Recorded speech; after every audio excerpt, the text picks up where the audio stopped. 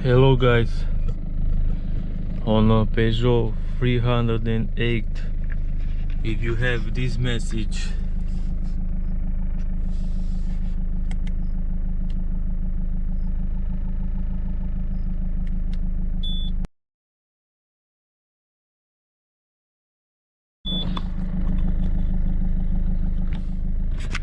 you have water in a diesel filter, in a fuel filter. You need to bleed the fuel filter. I'll show you how to do.